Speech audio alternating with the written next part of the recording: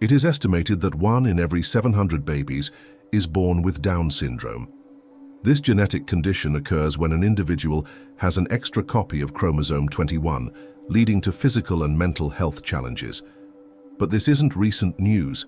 The condition has been around for thousands of years. The way we treat people with Down syndrome has changed over time. Some cultures accepted them, while others institutionalized or even abandoned them. Let's take a look at how people with Down syndrome were treated in prehistoric times. One of the main challenges in studying ancient history is the absence of written records. Most of what we know comes from archaeological findings like tools and pottery. Studying human remains is another valuable tool that can teach us about the past, especially about people who lived before written history. However, there are ethical considerations regarding the study of human remains. Many people believe that remains should be treated with respect and not used for research purposes. Additionally, some groups consider the practice of studying remains disrespectful to their culture and religion. For these reasons, studying ancient human remains can be challenging, but it's still a valuable source of information for understanding the past. For our story, we will use the study done by Dr. Rebecca M. Hernandez and Dr. Anne Grauer in 2013. They looked at 29 sets of human remains with Down syndrome from various parts of the world and dated between 6,000 and 1,500 years old. Their goal was to understand how people with Down syndrome were treated in the past. Before we dive into the details, let me ask you a question. Do you think people with Down syndrome had a better life in prehistoric times compared to today? Share your thoughts in the comments below, and if you're new here, consider subscribing for more updates. Also, please remember that the aim of this video is not to upset anyone. Our intention is to spark curiosity and learning. Our journey begins in Europe during the Mesolithic period, which lasted from around 8,000 to 4,000 BC. During this time, humans began to live in smaller settlements along river valleys and collect plants and fish instead of hunting large animals. This was due to the warming climate that led to the melting of glaciers and rising sea levels. Human beings started developing primitive agriculture around 6,000 BC, giving rise to the Neolithic Revolution. During this time, people lived in small communities and relied on farming and raising livestock for food. They also started building permanent homes and developing more complex social structures. The Neolithic Revolution marked a significant shift in human history and laid the foundation for the development of civilizations. Two skeletons from this period, one from Germany and the other from Poland, provide insights into the lives of prehistoric Europeans. Both individuals were male and died around the age of 30. The German man, buried near a river, was found with signs of having received care in his final years, suggesting he might have been cared for by his community. The Polish man's skeleton, however, showed evidence of having been abandoned. He was found outside a burial mound and had injuries consistent with someone who was left to die. While both men lived during the same period and may have faced similar challenges due to their condition, they experienced vastly different outcomes. The German man's story suggests that prehistoric Europeans may have valued inclusion and caregiving, while the Polish man's tale indicates that abandonment and exclusion were also present. These contrasting stories highlight the complexity of prehistoric life and the diverse range of experiences people with Down syndrome may have encountered in early human history. Traveling east to the Near East, we find a burial site in Iraq dating back to 5500 BC. Here we discover the remains of a young woman who died in her late teens. Her skeleton showed signs of advanced bone disease, suggesting she didn't receive proper nutrition and care, ultimately leading to her death. Unfortunately, the exact nature of her condition cannot be determined without modern DNA testing. However, considering the limited care provided to her, it's possible that she faced prejudice due to her condition. At that time, societies often struggled to understand disabilities and might have responded with fear or misunderstanding rather than acceptance and support. Moving to a different part of the world, we come across the oldest case of a person with Down syndrome ever discovered. This individual lived in China during the Neolithic period around 7,000 BC. The discovery of this individual provides valuable insight into the early history of the condition as it allows researchers to study how ancient societies may have perceived and treated those with Down syndrome.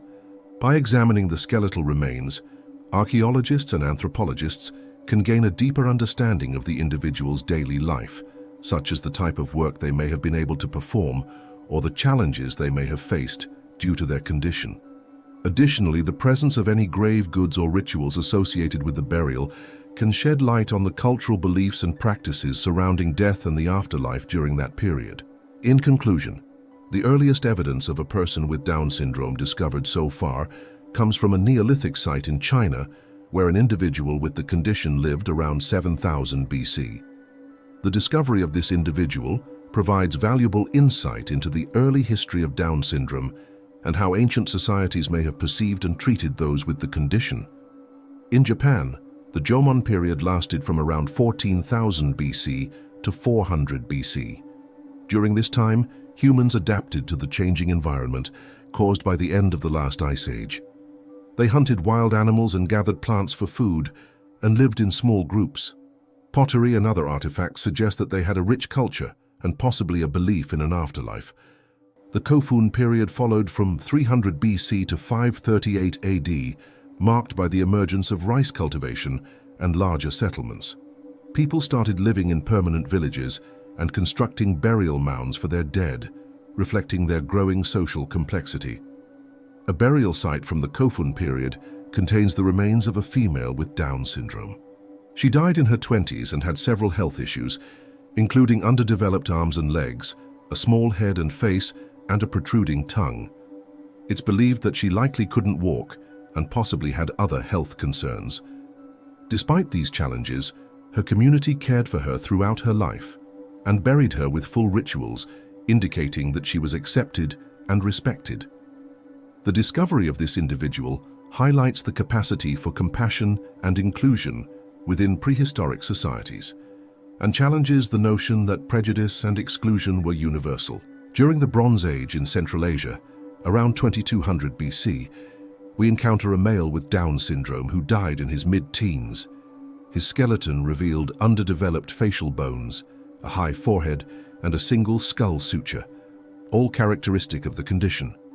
While no archaeological evidence suggests how he lived, his remains indicate that people with Down syndrome were not excluded from burial rituals. His placement in a prestigious tomb with other elite individuals suggests that he might have been considered a member of society, possibly related to one of the tomb's main occupants. This finding demonstrates that some prehistoric cultures may have held more accepting views towards people with Down syndrome. As we continue our journey through time, we'll explore more examples of how people with Down syndrome were treated in prehistoric times. Each example provides a piece of the puzzle, helping us understand the diverse experiences of those with Down syndrome in the distant past. The Bronze Age in the Near East spanned from around 3300 to 1200 BC and marked a significant period in human history. It witnessed the use of bronze for tools and weapons and the development of more complex social structures and trade networks. During this time, several ancient Mesopotamian texts make references to people with disabilities, including what is believed to be one of the earliest known descriptions of a person with Down syndrome. The first reference appears in a Sumerian poem dating back to around 1800 BC, which describes a king with physical and mental impairments, including slanted eyes, a low forehead, and a prominent tongue. While the text does not explicitly state that the king has Down syndrome, the description aligns with many of the physical characteristics associated with the condition. Another reference can be found in a Babylonian legal code dating back to around 1750 BC, which includes a passage stating that if a father has a son with a disability, he is not obligated to provide for his care.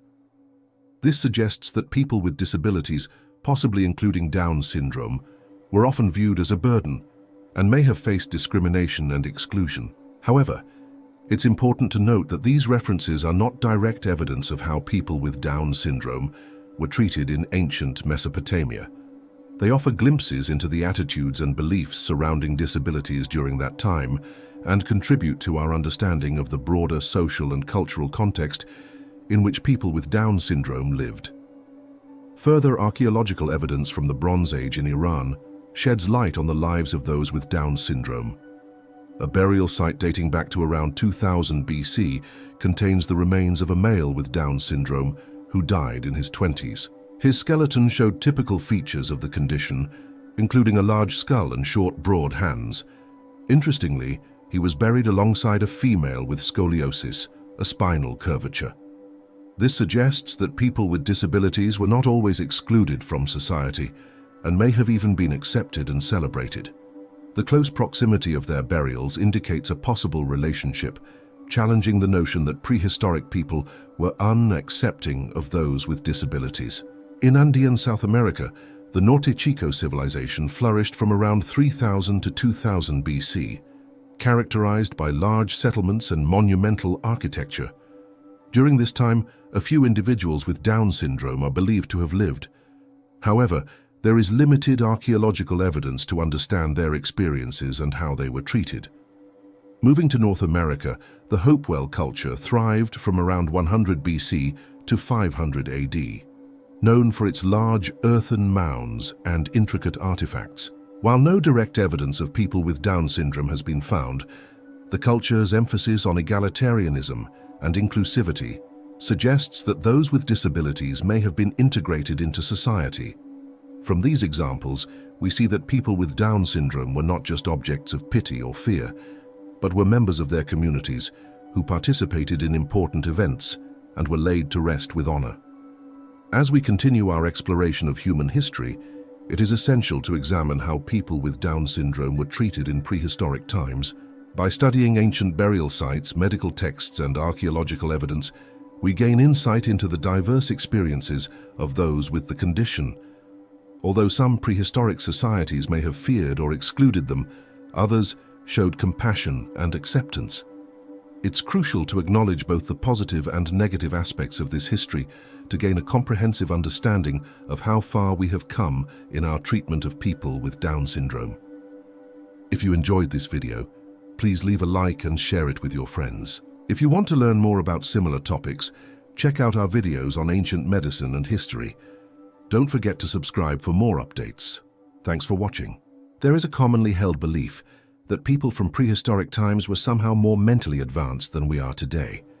This can be seen in things like cave paintings, structures built with astronomical alignments, as well as burial rituals that seem to imply some sort of afterlife beliefs. These are just a few examples of what seems to be a very complex way of thinking for a time period that is not normally associated with being very advanced. So then why do we have such a poor understanding of mental disabilities in our modern world? I'm the host, and you're watching this channel. Join me today as we look into the strange history of how humans viewed mental disabilities. Do you think that mental disabilities were better understood in the distant past? Let me know in the comments. And remember to subscribe if you love all things ancient. Mental disabilities are conditions that affect a person's ability to function mentally and socially. This includes learning disabilities, behavioral disorders, as well as various forms of dementia. Now, while we understand these conditions much better today, it wasn't always that way. In fact, throughout most of human history, these conditions were rarely ever understood at all. It was only a few hundred years ago that we started to really learn about mental disabilities. Now, to put this into context, let's take a look at the life of one of the first people known to have had a documented case of autism. The man was named John F. Kennedy. He was born in 1657, and he was described as a man who lived in his own world and had difficulty communicating with other people. He would repeat phrases over and over again, and he would also engage in repetitive behaviors such as rocking and hand flapping. Now, because he was born so long ago, no one knew what to make of him. He was eventually sent to an institution for people with mental health problems. But it wasn't until the early 20th century that we started to really understand autism. One of the first people to study autism was a psychiatrist named Leo Kanner. In 1943, he published an article describing 11 children who displayed symptoms of what we now know as autism. He believed that autism was caused by a disturbance in the mother-child relationship, but we now know that this is not true. In fact, autism is thought to be caused by a combination of genetic and environmental factors. It took even longer for us to start understanding other mental health conditions. For example, schizophrenia was first described in the 18th century, but it was not until the mid-20th century that we started to learn about the causes and risk factors involved. Similarly, bipolar disorder was first identified in the 19th century, but it wasn't until the mid-20th century that we started to understand the condition better. So where does all of this leave us when we're talking about prehistoric people? Well, because mental disabilities were not well understood in our recent past, it's likely that they were not well understood back then either. In fact, it's possible that people back then would not have even recognized the signs and symptoms of mental disabilities. After all, how could they have understood something that we ourselves did not understand until relatively recently? One piece of evidence that suggests that mental disabilities were not well understood in prehistoric times is the lack of archaeological evidence for the care of people with disabilities. For example, there is no evidence that prehistoric people took special care of people with mental disabilities, or that they provided them with any kind of support. This is not surprising, because as mentioned before, it was only a few hundred years ago that we started to really understand mental disabilities. But it is still interesting to note because it suggests that these conditions were not well understood at the time. Another piece of evidence that suggests that mental disabilities were not well understood in prehistoric times is the lack of art depicting people with disabilities. For example, there are no known cave paintings or other works of art that depict people with disabilities. This is not surprising given the fact that prehistoric people were primarily concerned with hunting and gathering. They would have been focused on survival and would not have had the time or resources to create art for a variety of reasons. But it is still interesting to note because it suggests that people with disabilities were likely not viewed as valuable members of society and were probably shunned or even abandoned. Despite the lack of evidence for the understanding of mental disabilities, there is some evidence to suggest that prehistoric people did have some understanding of the human brain. For example, several prehistoric skulls have been found with tremolite holes, which are holes drilled into the skull to treat various neurological conditions. This suggests that prehistoric people may have had some understanding of the brain and how it works, although it does not necessarily suggest an understanding of mental disabilities. The truth is, without written language, it's difficult to truly understand how prehistoric people viewed the world around them. We can only rely on the physical evidence that has been left behind, such as artifacts and skeletal remains. While this evidence is limited, it does provide some insight into how prehistoric people may have viewed mental disabilities. So what might have happened to someone who exhibited signs of a mental disability back then? The answer, unfortunately, is not a very pleasant one.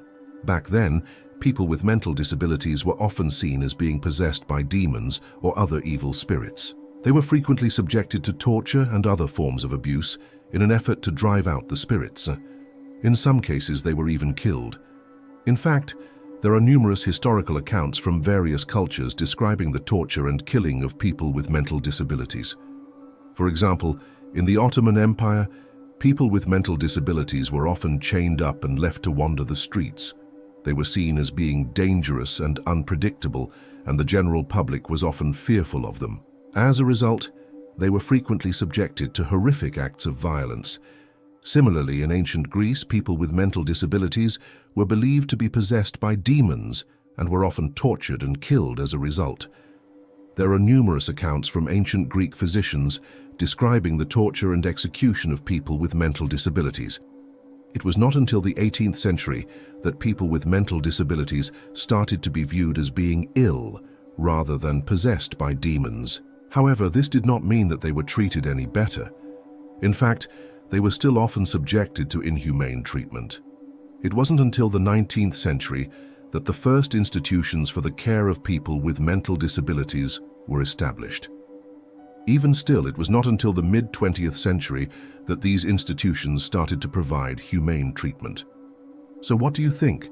Did prehistoric people understand mental disabilities? I would love to hear your thoughts on this topic in the comments below. And if you enjoyed this video, please remember to subscribe to my channel. I would love to have you back for the next video. Now, if you want to continue to learn about amazing discoveries from the prehistoric world, I would highly recommend checking out another video. It's truly fascinating stuff. You will find that link below. Thank you so much for joining me today.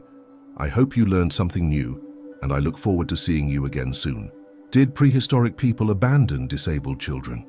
This is not medical or psychological advice, and as always, please let me know what you think down in the comments below. Disabled children are found in the archaeological record from every period of human history. The term disabled refers to physical, sensory, or intellectual impairments that affect daily activities. These disabilities can be caused by genetic, environmental, nutritional, or infectious factors. Some disabilities are obvious, like missing limbs, while others aren't so apparent, like chronic pain or vision impairments. Unfortunately, these individuals are often forgotten in archaeological interpretations because archaeologists focus on the more intact skeletons, so our understanding of disability in prehistory is skewed to only show us the most extreme cases. But we have evidence for a wide range of disabilities across many different prehistoric populations. And looking at those remains helps us understand how prehistoric people coped with disability. Disability studies draw upon multiple disciplines to discuss the social model of disability, which recognizes that some disabilities result from environmental and societal factors. As an example, consider someone who is blind. They might face barriers in their environment that make it difficult to get around, like a lack of ramps or audio signals at pedestrian crossings. But they would also encounter attitudes and beliefs about their capabilities that may lead to exclusion and prevent them from participating in society. In other words, it's not just their vision that disables them, but also the way society is built and the way people think about blindness. Therefore, disability is not just a physical condition, it's also a social experience. The earliest evidence for caring for disabled individuals comes from our hominin ancestors. About 2.6 million years ago, a young Australopithecus afarensis was injured, possibly by a predator, and survived with a severe leg injury. Their leg was shattered, leaving behind what is probably the oldest known healed fracture. That the individual survived means that their group cared for them after their injury, as there is no evidence of scavenging or cannibalism. This is important because other primates generally abandon injured members in order to reduce the risk of predation and to ensure the survival of the group. So this early hominin shows us that humans evolved with an ingrained sense of compassion and care for their members. Unfortunately, not all disabled people in prehistory had such positive experiences. One of the most famous examples of violence against disabled people comes from the Neanderthals. A female Neanderthal was killed during a violent confrontation around 43,000 years ago. She had lost her arm and part of her lower jaw before she died, likely due to a congenital condition. The circumstances surrounding her death suggest she may have been killed specifically because she was disabled. We know this because her injuries were fresh when she died, meaning she wasn't killed as an act of mercy or to relieve her suffering. Her brain also showed signs of severe trauma, suggesting that she may have had seizures and possibly exhibited other behaviors that were perceived as abnormal. This may have contributed to her being targeted, as Neanderthals were already known to practice infanticide. In fact, another Neanderthal infant was killed around the same time and place, possibly for the same reasons. It seems that some Neanderthals viewed disabled people as less than human, and this is reflected in their treatment. However, there is evidence that not all prehistoric groups practiced such violence. Another Neanderthal individual lived 40,000 years ago in what is now Iraq. He had lost his right eye, but this didn't stop him from living a full life. His skeleton shows that he engaged in strenuous activities and even participated in warfare. He had defensive wounds on his bones from arrows and stone-tipped spears, indicating that he fought alongside his able-bodied peers. This tells us that the Neanderthals weren't as quick to abandon or kill disabled people as we previously thought.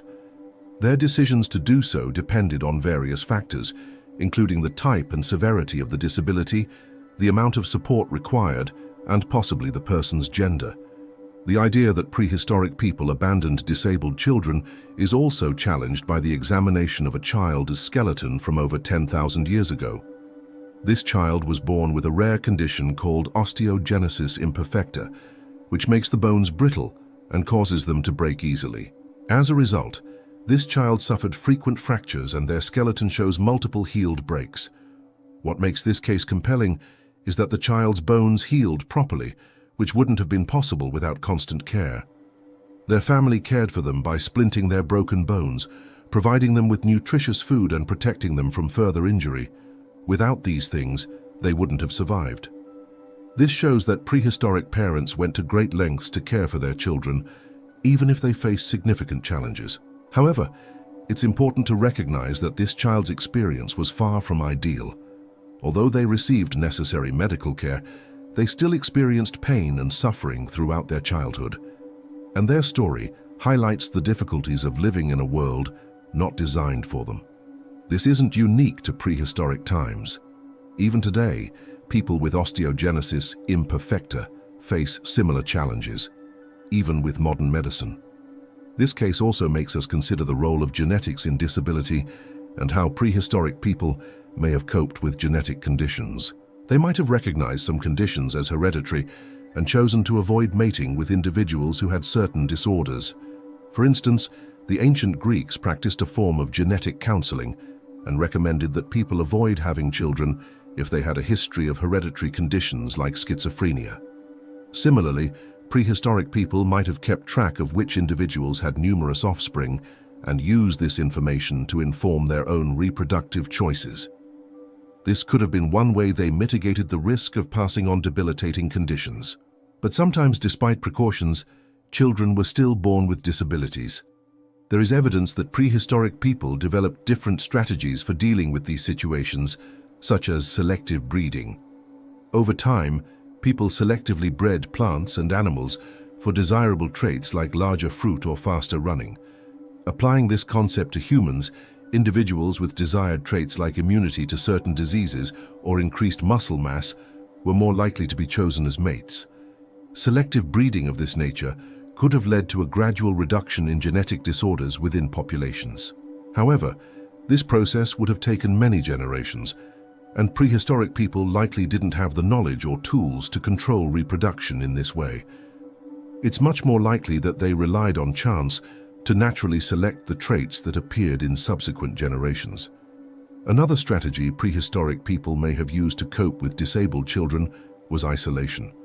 Several archaeological sites contain human remains that show signs of deliberate isolation, such as burials away from the main settlement or on the outskirts of a community.